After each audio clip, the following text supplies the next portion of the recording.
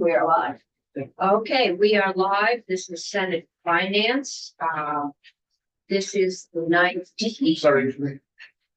And we are going to start with a perspective on the Ed Fund, what we may be looking at next year.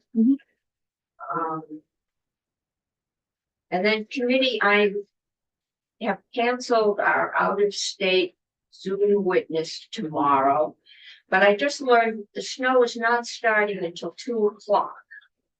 So I may have been a little too merciful, but I am trying to get you out because I know a couple of you have long drives and Thank you. it is supposed to be, well, we will make up for it.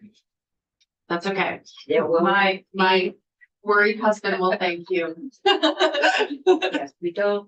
And this committee all know I'm the only one with a reasonable life. So I will stay, greet the students from early college, and anyone that wants to can do that. I'd like you all to do it at 1:30, but we'll get you home before there's any snow. Okay, Julia. Great. Floor is yours. Thank you. I'm Julia Ricker with the Joint Fiscal Office. There is a slide deck on the committee page under my name. I'll go ahead and share it on my screen. And while I'm pulling it up, I presented these slides in Ways and Means as well, and they are dovetailing with some of the charts that Jake Feldman was showing you last week. So, okay, yeah, I'll do that.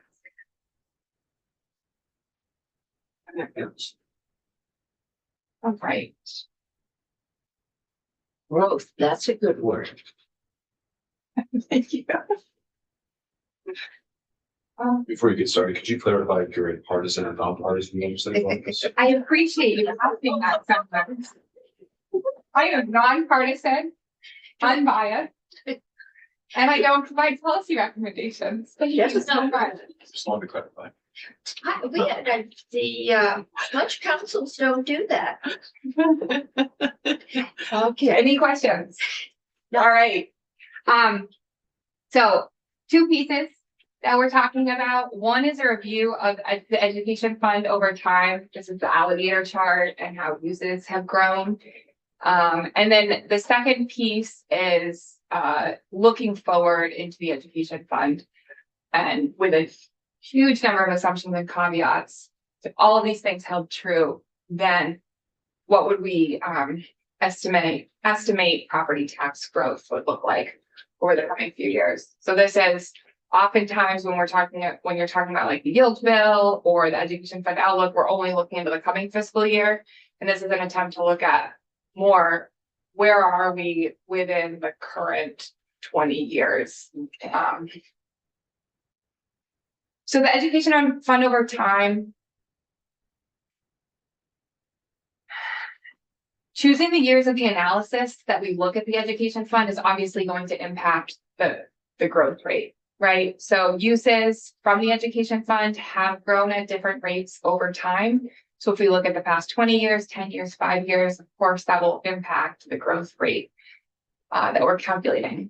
And we know that there's many reasons that ed fund uses grow. And this includes cost changes and pressures, inflation, federal decisions, state decisions, and local decisions. So we're not trying to explain why education fund uses have grown, but rather just how have they grown. There's a couple of different, well, there's many different ways to look at growth and growth rates. I've looked at 2 here because they're ones that are often used and often talked about in this building. One is the compound annual growth rate, CAGR. Other is average annual growth rate. And they're really just different ways to measure changes over time. So CAGR, compound annual growth rate, generally smooths the change between 2 years or between a time period based off of the number of periods within the time frame that we're looking at. Whereas the average annual growth rate is looking at the average relative change year over year and then taking a simple average of those averages. So that's going to be captured more volatility with year over year changes, whereas CAGR is going to be capturing a more smooth trend. I know you know this, and I think it's important to keep in mind when looking at percentages changes and just thinking about that is that it's relative to the base that the percentage change is being compared against. And I know that's something that we've talked about in this room before, that the more that something grows in one year, the more the following year that a percentage will be increasing by. So if you see an increase of 10% one year, that's going to grow the base. So in the next year, 5% is going to be higher than if the prior year had been 5%. So these are, I didn't adjust anything for inflation in this slide deck. This is the total uses of the education fund over time, going back to 2005. Of course, there have been a number of policy changes in this time frame, but we can see sort of how the trend has changed over time, where in recent years, education fund uses have been growing at a faster rate than they were in the early 2000s. We've removed things from there too, right? There's been things in and out. In and out of the Schools education in fund. Vermont with adult basic ed. I think pensions have been kicked in and out. Yeah, so that's, thank you, that's a great point, that we're literally just looking at what the education fund has been responsible for covering in aggregate. That's all this is capturing. There have been a number of ins and outs that have happened over the years that are going to impact this line. Not adjusting for inflation. Yeah, nothing is adjusted for inflation. This chart, I went back and forth whether to include it. I think it's helpful because what we're looking at here is the relative percentage change in ed fund uses compared to the prior year. And so I think that this helps to illustrate the point that when you're looking at the average change in one single year, it's not telling the whole story of how things are changing. And so we see the relative smooth-ish line of the uses over time. But if we plot just the percentage change, we don't see the same smoothness. So this is really just trying to show the importance of keeping these different factors in mind when thinking about changes in the end. I think it's more the way people feel it. So I've definitely, this is all familiar to me, but I'm not remembering because I wasn't here, but what happened in 2010 that we had a -% increase? The economy dropped. So Economy. then how did that make the ed fund go down? There were a lot of school districts and the state that had to cut a ton of things. Yeah, 0% CDA. yeah, people got laid off. There were, people took salary cuts. There was like a huge, Deflation, things cost. Yeah. So the ed, okay, so our school districts felt the impacts of the economic recession, it's tough positions, since that wasn't of their own volition. This wasn't state mandated that they cut. No.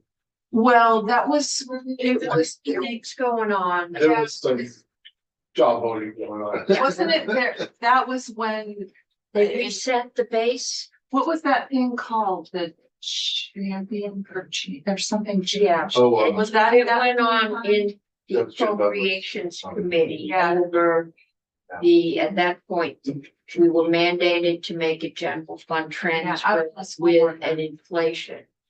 I don't know exactly what they did, but there was an agreement, which then some people said, some people reneged on. That I think they did the increase, but they recalculated the base. They did something because we were doing that. There were several hundred state employees laid off. There were, I mean, that is the painful time that many members of the legislature, maybe most, didn't have to go through. It was, and where I think most of us hope we'll never have to go again, but. I was on a school board during this time. And Okay, it was, yeah. yeah, these school boards cut things because nobody had money. It was a big loss. All the property values declined and all that stuff happened as well. And it was deflation though. Deflation, yeah. Yeah, I mean, it was not a good time. The Great Recession. I was in the Millbury College budget office. We cut a lot of stuff. Everybody did. Yeah. So we're back. Keep going. Okay. The other piece I would note on this, what we spoke about a couple slides ago, is how the base, the percentage change really matters, the base. So in terms of all of these changes that are above zero, the following year's change is going to be on top of a larger base. So they compound. We've gone down, but we've never gotten to the prior base. If you look at that last big blip, we're down, but we're not down. No, the next slide. We went down, but not all the way down. So if anything is building up on a higher base over time. We've got the highest base we've had in over a decade. 20 years almost, yeah.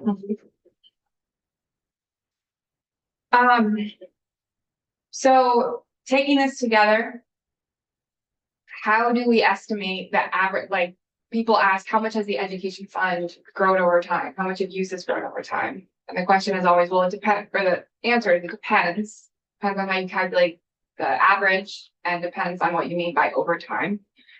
So I included a couple of pieces in here. One is looking at the compound annual growth rate CAGR over 20 years, 10 years, and 5 years. So you can see that when narrowing it to more recent times, that rate has been faster, steeper. The same intuition holds true with the average annual growth rate, which you'll recall is calculated by just averaging the average change each year. So that's how education fund uses have grown, right? That's the sum of our education payment, categorical aid, pension costs, the appropriations being paid out of the education fund. And we know that there are a number of non-property tax revenues that flow to the education fund. And those non-property tax revenues are growing at a slower clip than the education fund uses.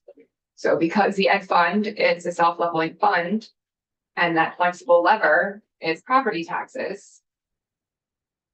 Property taxes need to make up an increasingly larger share because they're growing at distinct growth rates. And that's what we see here in this chart. Alligator. Yeah, the alligator chart. So this bottom line here, this orange, those are the plotted total non-property tax revenues that we were looking at on the prior slide. That's from the consensus revenue forecast for actual collections. And the blue line, this top line, is the same ed fund uses line that we were looking at on the prior slide. I'll note that I limited it to go only back to FY 2018 because that's where there was the revenue change in terms of doing away with the general fund transfer and replacing it with the entirety of sales and use. So I thought it was more apples to apples if we only go back to 2018. Wayfair hit like Right around that time. summer 2018 was in the case. Yeah. No. And JFO has a great brief that I can share with Charlotte that spells out on average how much more additional money did the education fund receive beyond what was forecasted. And I don't remember the numbers off the top of my head. I looked them up, but essentially what it says is that the education fund ended up receiving more funds than were originally projected in the revenue swap because of the Wayfair decision. Well, Yeah. A lot more. But that was only. That the blip was only one time because then it was built into the. Like the Wayfair decision increased revenues once and then they stayed in. They stayed, And then they stayed increased. Right, but they didn't, Rebase. it didn't keep going up. That's what I mean. Yeah. Like once it happened and it just happened It took a once. couple of years, but it rebased itself. Yeah, Yeah. that's what I mean, rebate again, Well, so. we also got the federal stimulus that year that Yeah, told you to go out and buy things. that's what you see in 22. Well, that's Yeah. not Yeah. of 2020. Yeah, That- so yeah. when people bought big screen TVs, the ed fund made out. But that is probably a reflection of the economy. It's a consumer base. If people were feeling strong about the economy, they're more likely to buy things. That money's worked its way through the system. Yeah. Yes, they didn't talk about it this year. But last year, the economist said there was still a lot of household savings. That's what went up.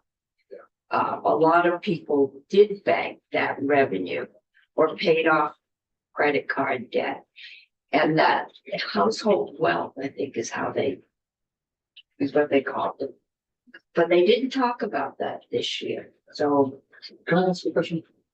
yeah. Julia, Mhm. on the total, not the orange line, it looks like there's a decrease from 26 to 27.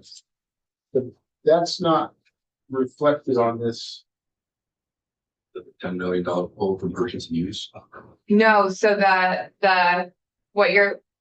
I appreciate that clarification. Yeah. So 26 is including in this line, the one-time monies that were Okay. used from the general fund Okay, and surplus. Okay. So this is assuming that no one-time general fund money is transferred to the education fund. And then the next chapter of the slide deck looks at, Okay, with the one-time monies being applied, how would it shake out in future years? okay. This is great. None of these slides, though, are overlaying the other compounding factor for why we're spending so much valid time on this, which is at the same time, our student population is declining. So I think that's the other pressure we're feeling is the voters are asking us to be more judicious and attentive in how we spend our education dollars to educate the kids. Yeah, that's a great point. We're not looking at per pupil spending. And if we did have a student count overlaid on this chart with a different axes, we would see it decreasing over time. This next chart is the same information that was presented on the prior slide, but I had a feeling someone was gonna ask for the totals on one of those years, so I gave them all to you. This top line again is the blue one, those are your total uses. And then the orange bars are the non-property tax revenues, so that's including the general fund transfers, Senator Beck's point. And then the green bars are reflecting that increasingly larger share that property taxes or something else needs to make up. And this is why property taxes are growing. Cost of living, revenue is Also, again, not adjusted for inflation.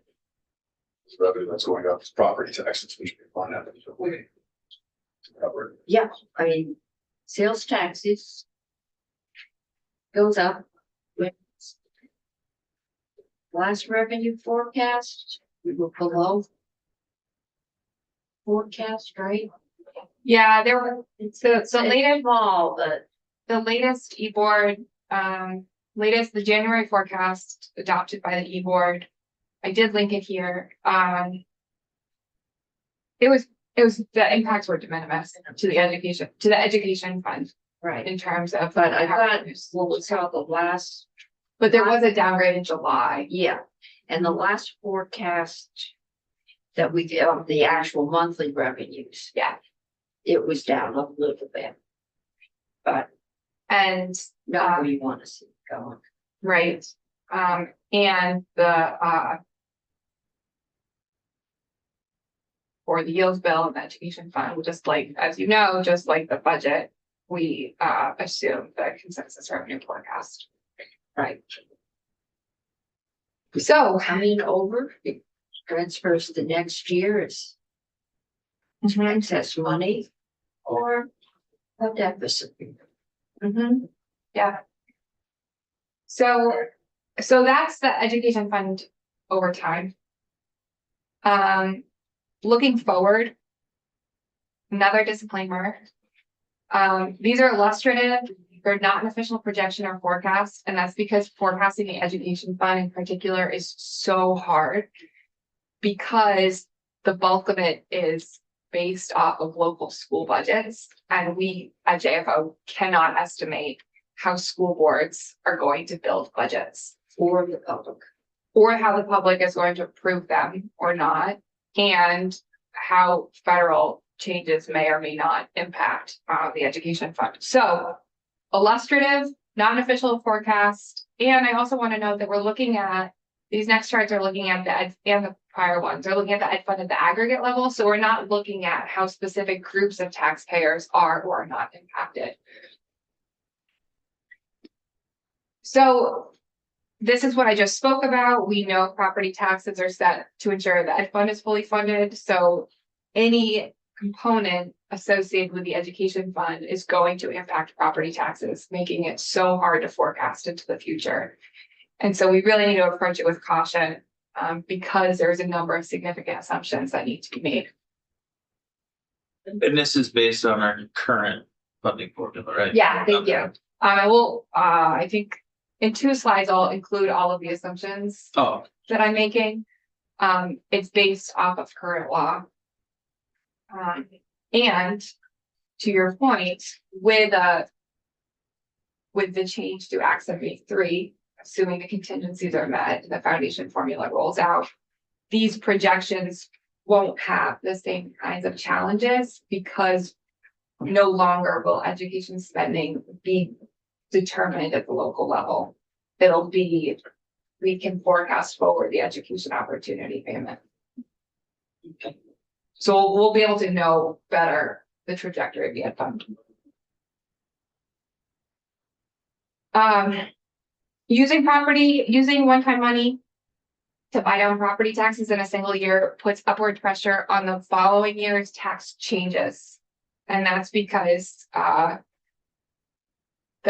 following year needs to both make up the difference that is forecasted in that year. In addition, it needs to make up the difference that would have been forecasted in the prior year had no one-time monies been used.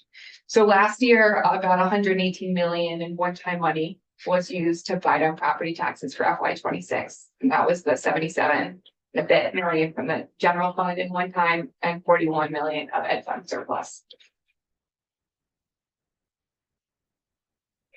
So what did I assume? A lot.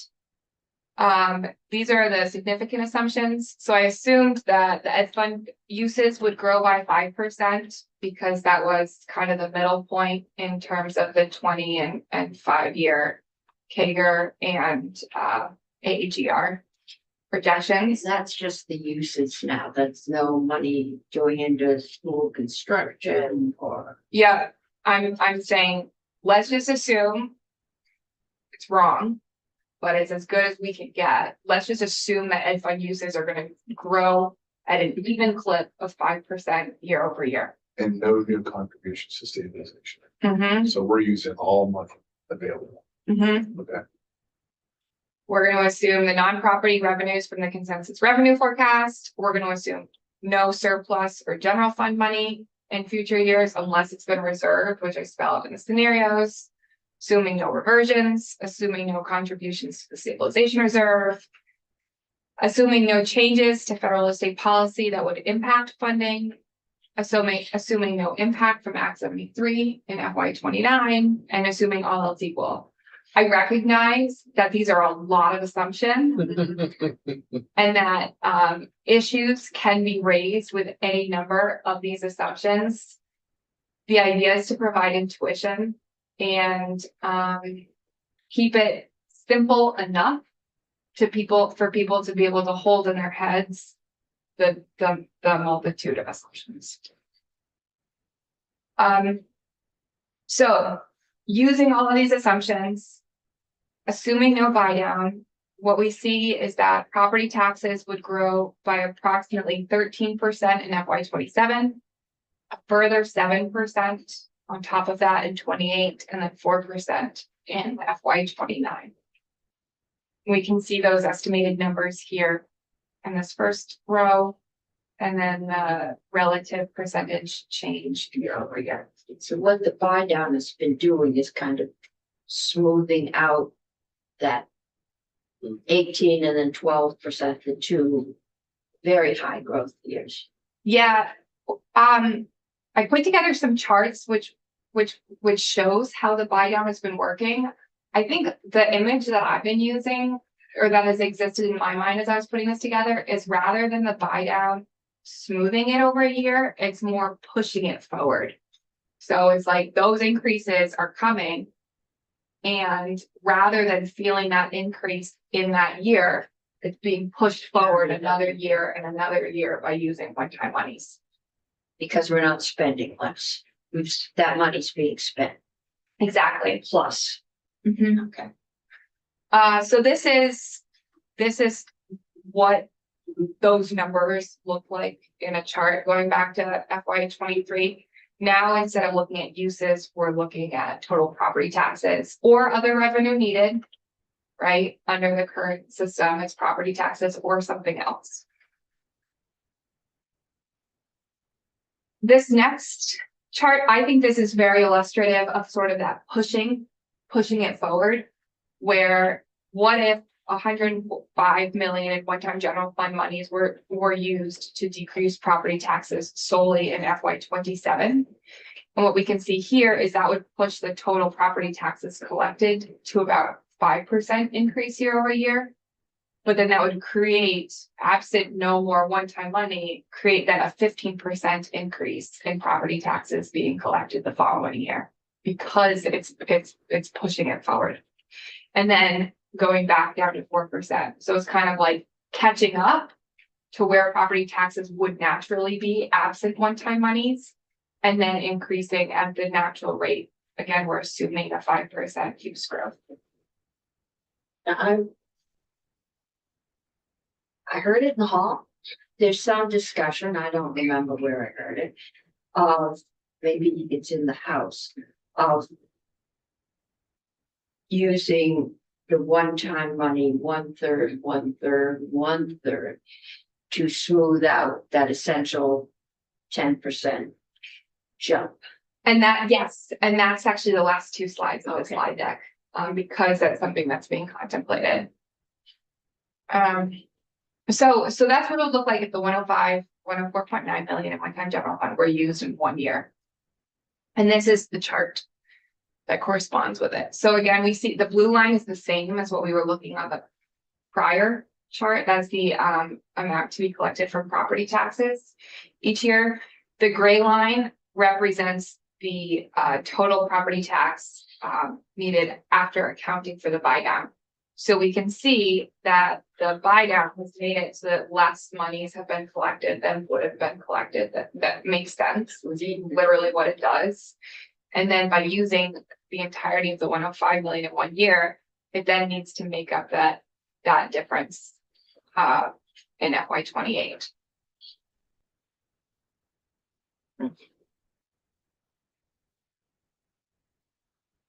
Madam Chair, this is the idea that you were referencing. That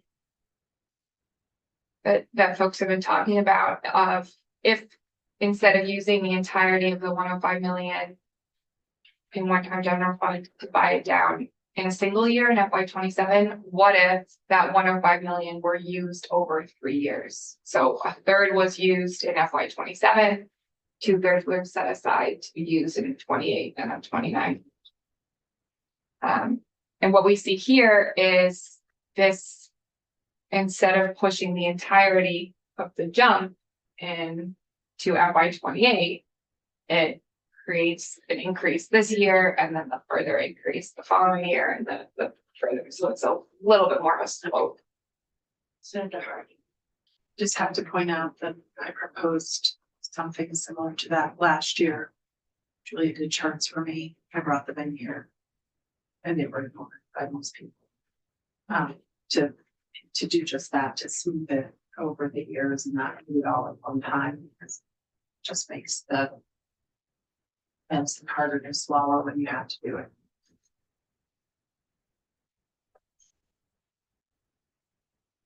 Okay, So here we're seeing the FY 27 buy down amount is higher because we have that ed fund surplus in FY 27. Whereas we're assuming no ed fund surplus in 28 and 29, just because that's what I'm assuming. And the relative change of 10 to 8 to 5, which of course is stacking on top. And then this is how that chart would look. We see the the 118 million in buy down that was used in FY 26 here, which is that biggest gap. And then if a third were to be used each year, you see the gap decreasing each year, because it's rather than pushing the entirety, it's probably pushing it as sandcastle. this has been what we've done in the past. We've done numerous things to cushion. In a lot of cases, it's been local communities that had some huge jump in their, or usually it was a huge drop in their grant list. Probably before we put in the CLA, but we've tried to cushion the local schools from any sharp increase or decline, and we tended to smooth those bumps. We've smoothed it out like so that it's averaged, like, so we don't get that kind of a line, we get more of a smooth up and down line. So this would be with tradition. This does not assume any huge bumps in school spending, right? No, but a flat 5%. Okay. It also doesn't assume cost savings if there were to be policy implemented that were to decrease usage by under 5%. That also wouldn't be captured here. Okay. That's everything that, oh, there's a considerations. I think we talked about all of this.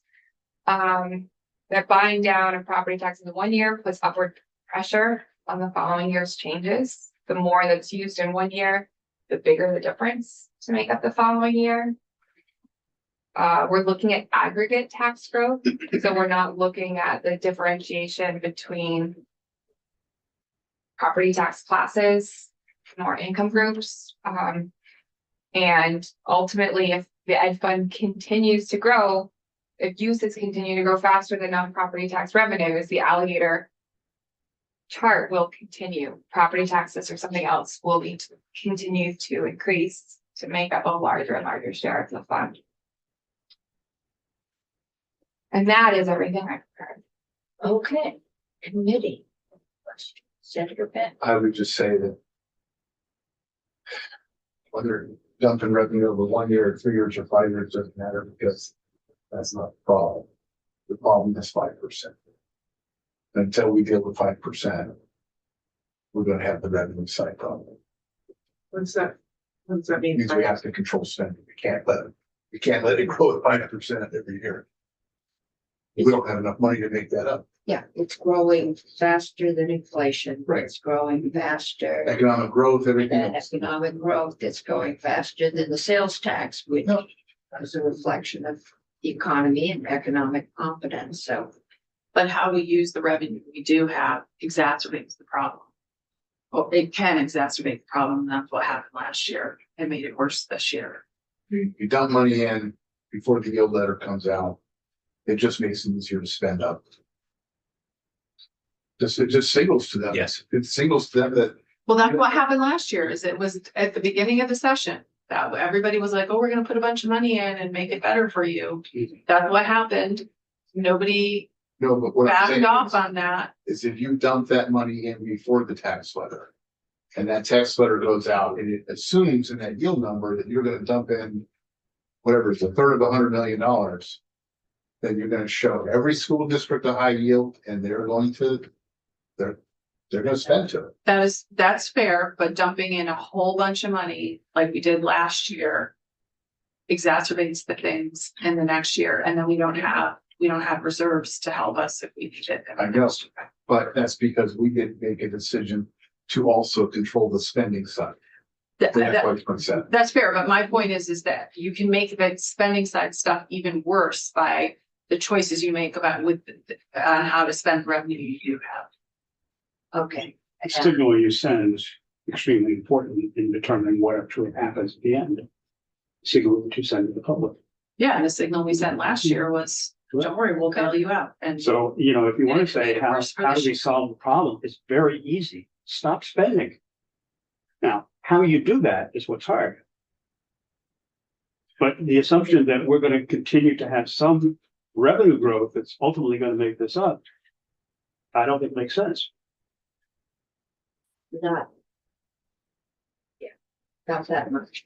You could also argue this year, we've sent that same signal because that number's been floated by the governor and others that we're gonna apply it down again this year on contingency, on do these other things. But I think in that 5%, as I've had to explain to constituents in a variety of forums, I would pass it, hang it on the following items. One, we did pass universal meals, which is $20 million, and that we never funded it. So that's an additional 1% out of that 5% that's compounded in there, just acknowledging that was something that we did.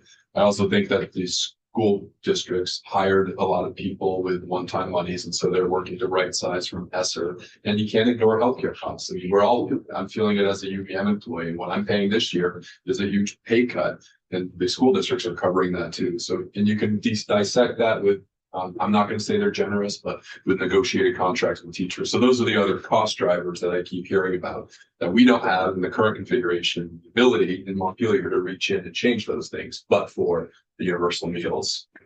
So one thing I did float with the universal meals, and I still support it, but I doubt this guy's going to, which is a sugary sweet beverage tax to put some money into the ed fund to cover those foods for kids. But I don't know, can we get Senator Matos to support an extra penny on each ounce of sweet soda beverage that's sold in Vermont? All that is. What this way? It's got sugar, yeah. Diet. It costs you extra money. diet. But what about this, it says no added cane sugar, but it's got 55 calories. Well, that There's was sugar smart. in there somewhere. That would fund the universal meals, and that would rectify what I think was the fault of the legislature by tacking something on the ed fund without funding it. Putting it on the taxpayers. I will say that I have never had such a high pressure lobbying job from citizens as we had on universal school meals. I didn't say. I asked them where the money came from. And they said they had very generous donors. There was, I will bet there were hundreds of thousands of dollars spent on that campaign by somebody. I mean, mass emails, mass lobbying activity in this building.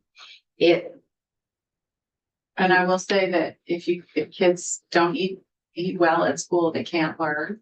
And it is a benefit to our economy because so much of the food is bought and produced locally.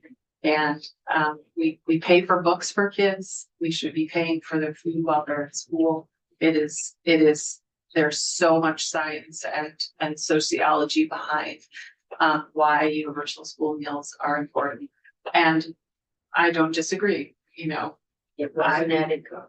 It was an added cost to the education fund at a not a great time. But many of our schools, maybe not in Chittenden County, but around here, there were so many kids on free and reduced lunch. It was cheaper to just say everybody's getting free lunch as to go through the collection and pay people to collect Yeah. and harass kids. And And it also- my grandsons were getting free lunch.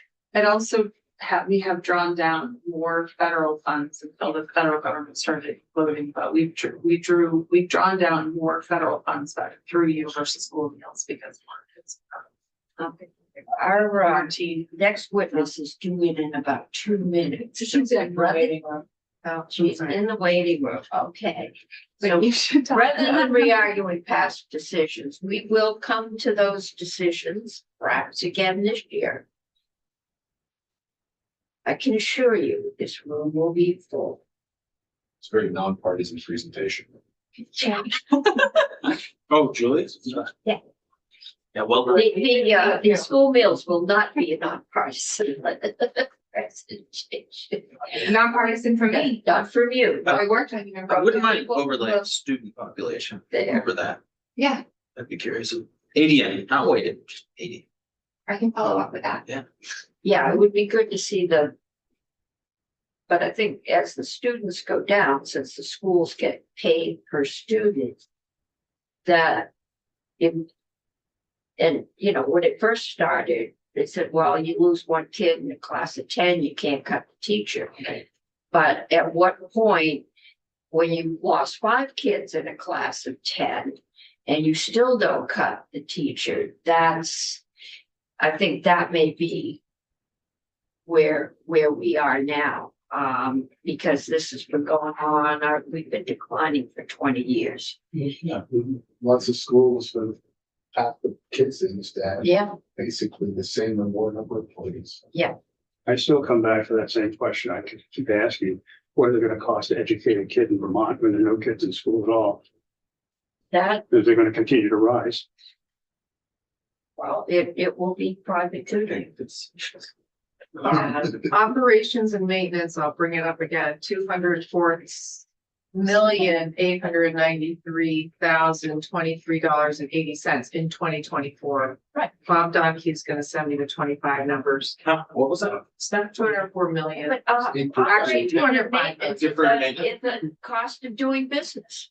It's something you were supposed to do a sinking fund for. Or, I mean, I know my roof's gonna need to be replaced in the next couple of years, it's 30 years old. That was some trouble I had when we had Yeah, but you got, several years ago. you got an in on Stop that. for 15 I million. got a third, I got. Okay, so we've Sparked got my Samantha curiosity, is so I on just looked at Zoom, wealthy districts, so we're gonna move Investment. on, thank you, Julia. just let it run.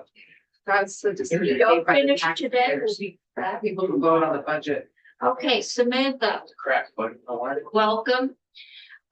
We are just trying to see if anyone is tracking as property taxes rise.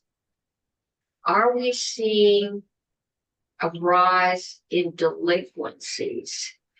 Apparently there's been some news coverage in at least one town that has a very small tax base, so 1 or 2 delinquencies is a big deal. But overall, what are we seeing, and I guess the question is, who is keeping numbers, if anybody? Thank you, Madam Chair. For the record, my name is Samantha Sheehan, the Municipal Policy and Advocacy Specialist for the Vermont League of Cities and Towns. And thank you for asking this question and for having the league in to talk about it. This has been a concern of our organization for a long time, and it is a rising concern amongst our members. I'll remind the committee that all 251 municipalities in Vermont are members of VLCT by choice, and we represent all municipal officials, so elected, appointed, and professional staff.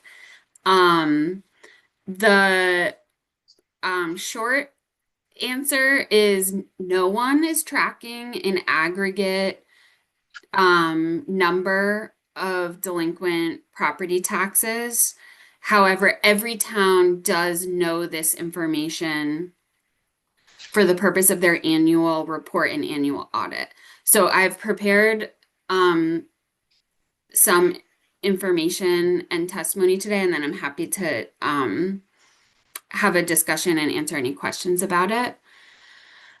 So I think where I want to start is that for many years, VLCT has had an adopted policy position, and it is on our adopted list of legislative priorities for action this legislative session to alleviate local tax burdens by holding municipalities harmless for uncollected state property taxes.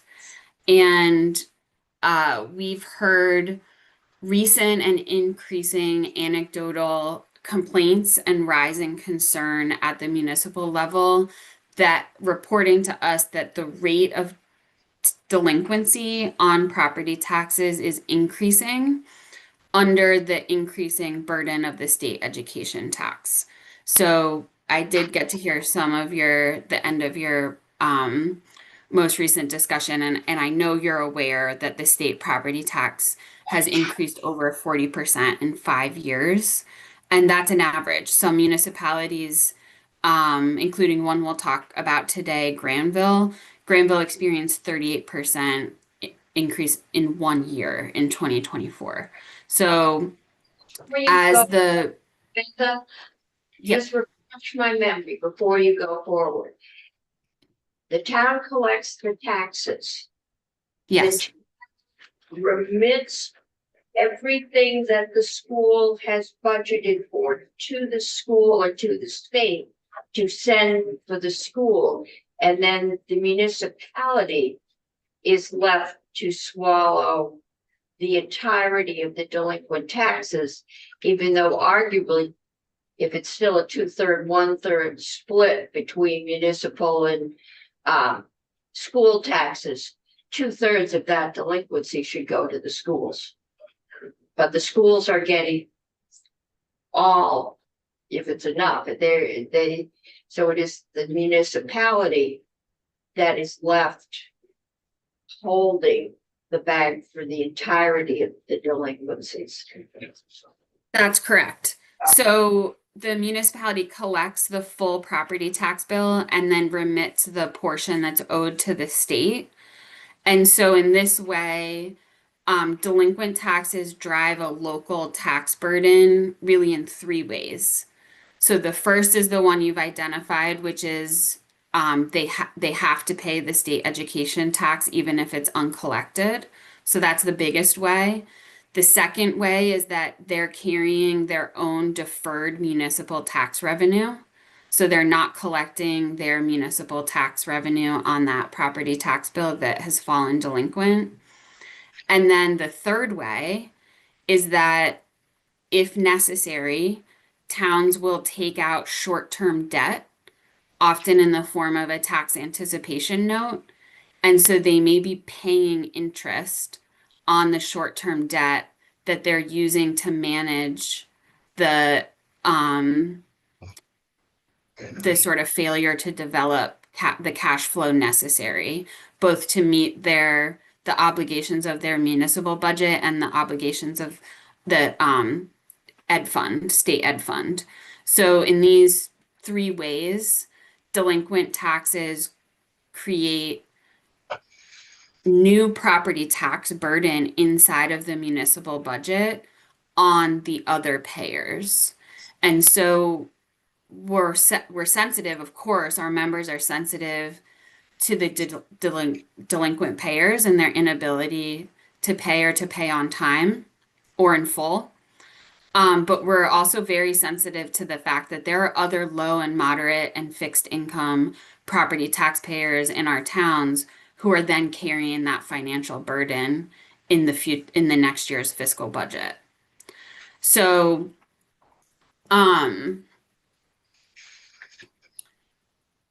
there's a fresher concern too, or a complicating factor, which is that 2 years ago in 2024, the legislature, you may remember, reformed the property tax sale law.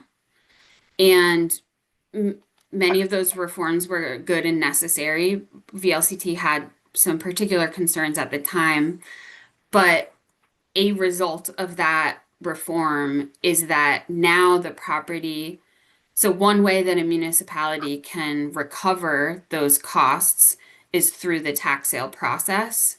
And now under the new law, that process really takes at least 3 years from the beginning of the delinquency until the redemption period is over and the taxes and fees are collected through the completed tax sale. So even in situations where the town can get, can restore those deferred tax sale revenues, deferred delinquent revenues through a tax sale process for that entire period of time, which is a minimum of 3 years, but often much longer because they're working on abatement or a payment plan or other ways to help the payer become whole without going all the way through with a tax sale. So for all those years, right, the town budget is carrying this delinquent burden, and that is adding costs to other folks' property taxes through the municipal tax rate. So there, you ask who's keeping track of it, and I think I'll go there next if that's okay. Well, we So have a question before you go on. sure. Samantha, were you gonna go on to show data? Cause A little bit. oh, that would be helpful, cause I mean, right now it's just speculative what you're saying, because unless you have data to show it, it's not. I'd like to, go ahead. I'd like to see Yeah. data. Then I'll Okay. give you questions. Okay, so back to the chair's first question, which is like, who is keeping track of this, if anyone? So there are two ways, basically, voters or Vermonters have access to this information on delinquency. One way is in the annual report. So every town has to produce and publish an annual report. It typically goes out along with the meeting warning for town meeting.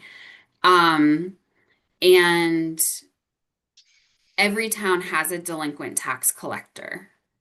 Oftentimes that person serves another municipal position, such as clerk or clerk treasurer. Sometimes not. Sometimes it's just a volunteer who serves as the delinquent tax collector and they're not otherwise involved in town government. So the delinquent tax collector provides a report annually that shows all of the delinquent taxes for that year by quarter, and it shows the delinquent taxes collected. It also accounts for associated fees and other expenses. And then it provides an aggregate number of what revenues are outstanding.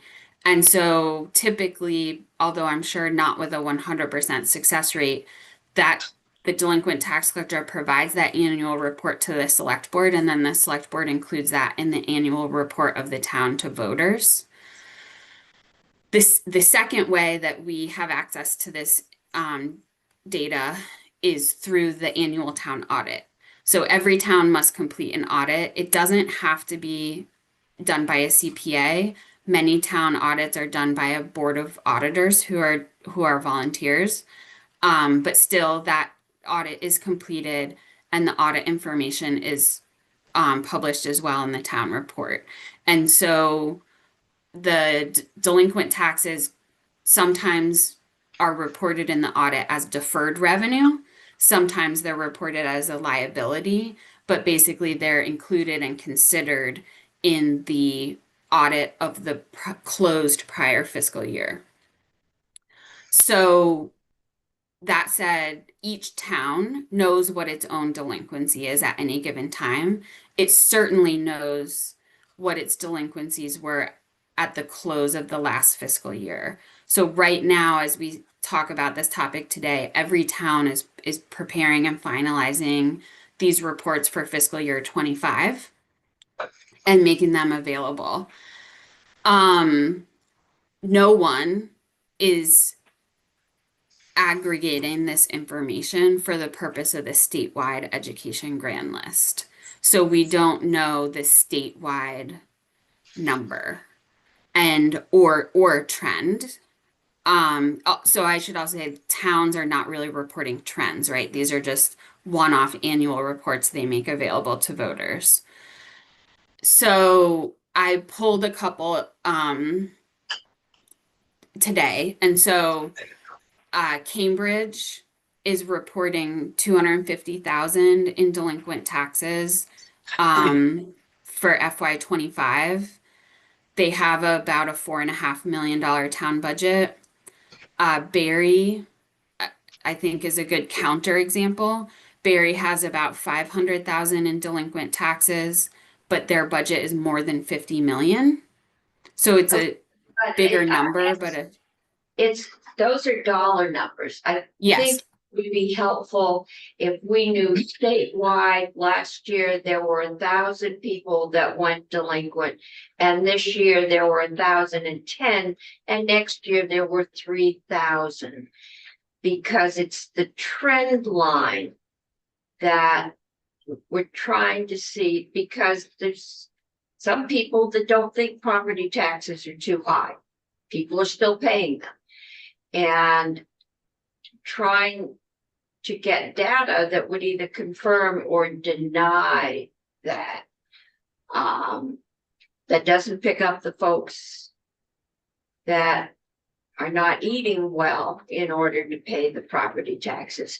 But it's the one thing we've got. And I don't know that there's any state agency that has access to all town reports. So we're kind of trying to find a way to track what may or may not be a trend. And Senator Hardy has another. Yeah, I mean, I think you're right, Madam Chair, unless we have this aggregate data, it's like I said before, it's basically speculative and anecdotal rather than actual data to make policy off of. And towns have towns have several mechanisms to collect delinquent taxes, including tax sales, as you mentioned, and what some of the changes that we made a couple of years ago on the tax sale was actually to prevent people from losing their homes if they're delinquent on their taxes. So that was actually to benefit people who were having a harder time. But it does cost the tax. It does, but then also towns can create payment plans and things like that with taxpayers. So, and then when there's a sale of property, the delinquent property taxes are paid. So in some cases, if there's not sales for many years, they become more delinquent. But it doesn't sound like there's necessarily a trend. And also, I mean, I would crosswalking it with the number of taxpayers who are eligible to put property tax credit, or the potential future property tax exemption too, because there are lower income property owners who qualify for those tax credits that are helping them pay the taxes. Or they pay on income versus property value. Yeah, that information is not provided in a typical municipal delinquent tax report. The number of parcels would be. So that is information that is and sort of always has been published at the town by town level. So like the parcel list, the amount delinquent, what was paid or collected in fees, and the total. That's the type of information that municipalities report on individually. And we agree, basically. You know, VLCT has had over the years different policy positions related to this problem. The problem being the ongoing burden to the municipal budget created by the duty to pay the state education tax, whether or not it's collected. That's the problem. We've offered and held policy positions to alleviate that burden to the payers in the past, but it's really difficult to guide that policy discussion without knowing the scale or the trend of the problem statewide. So Right. I do want to mention Granville, and then we have a recommendation, because Granville illustrates why this is where the urgency is to understand this better and to resolve it. So Granville's municipal budget in for FY 27 will be $400,000 roughly. Of course, it hasn't been approved by voters yet, but a less than $500,000 town budget, and their current delinquency is over $100,000 delinquent. And so that's fully a quarter of their town budget. So when you have a community that has few taxable parcels, which doesn't relate to the size as much as, it's a result of conserved or civic or nonprofit, minus the total grand list. So you have a municipality with a small number of total taxable parcels, and then really any rate of delinquency in that town causes a financial burden on everyone else. And when that community is both small and low or moderate income, as Granville is, and has experienced escalating state property tax increases, that extra burden on the municipal rate becomes a serious problem really quickly for the people in that community. And so we know it's not really anecdotal, like we know, and the towns have been reporting it at the individual level for several years, that we have a good number of towns in this position, like Granville. And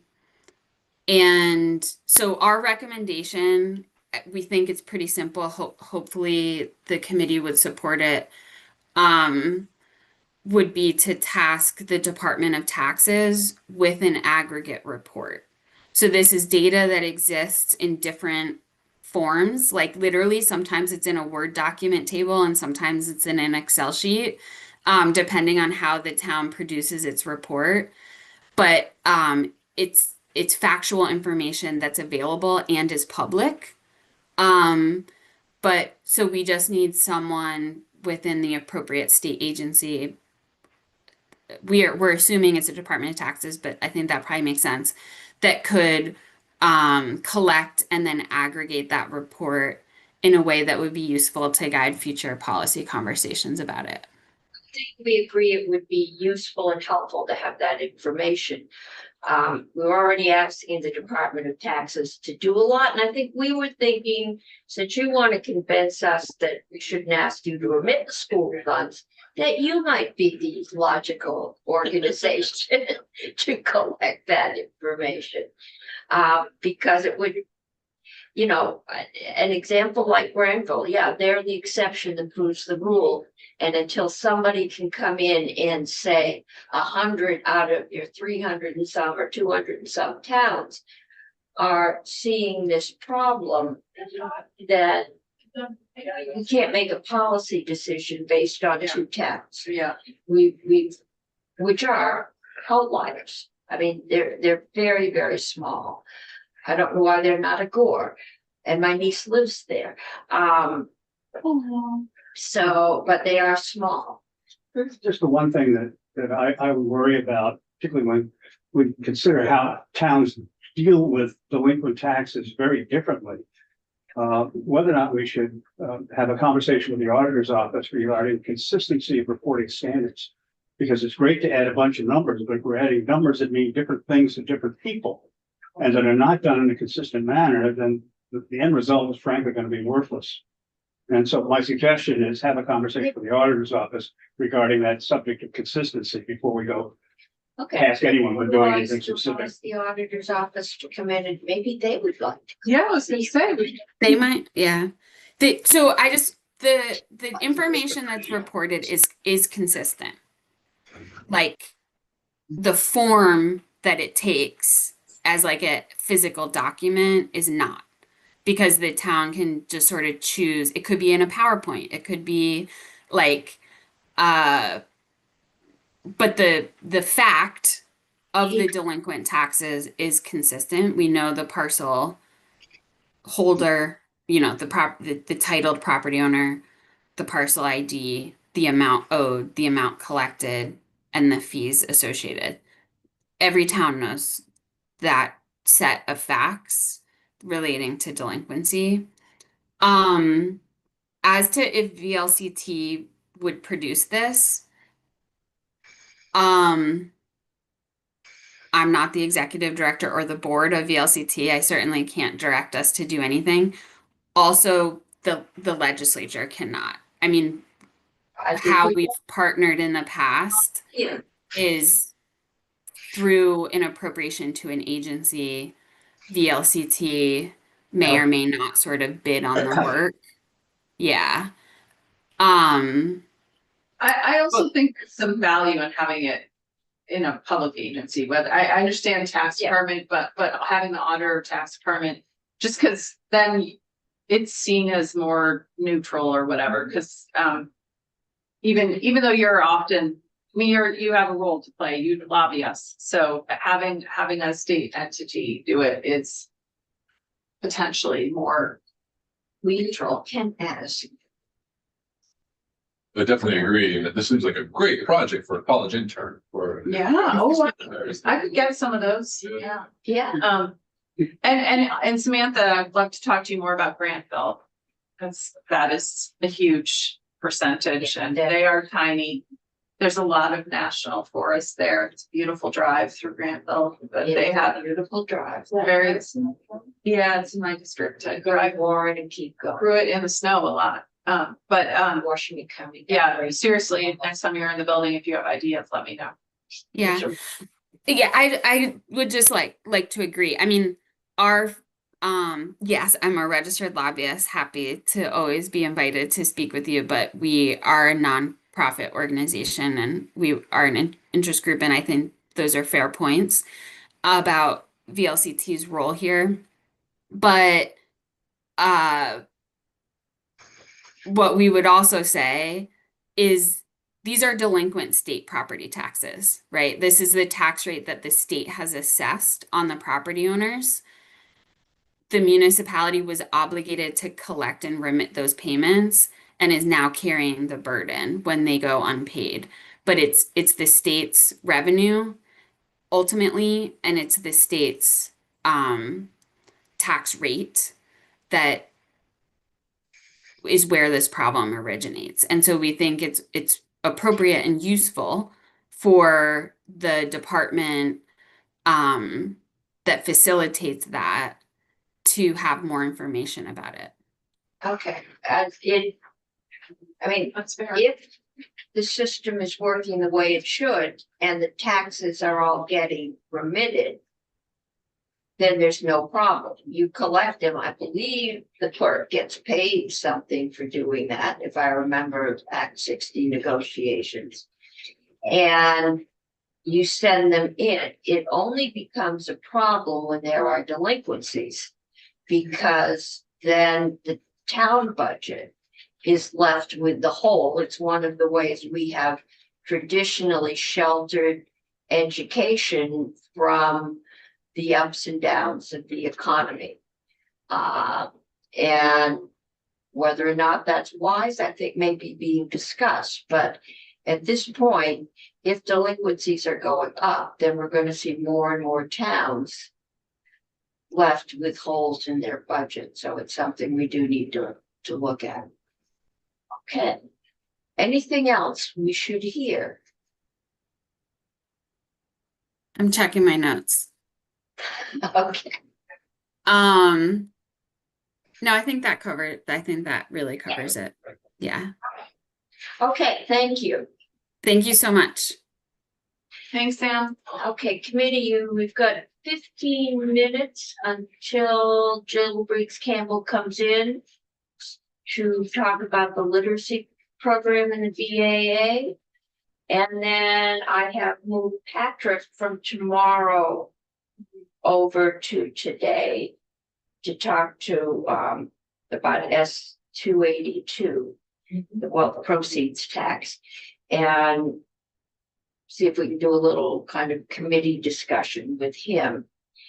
And then tomorrow we should have a very short session with the idea that the snows will be starting and people Thank you, Madam would Chair. like to get You get home. anything, Jill? Okay,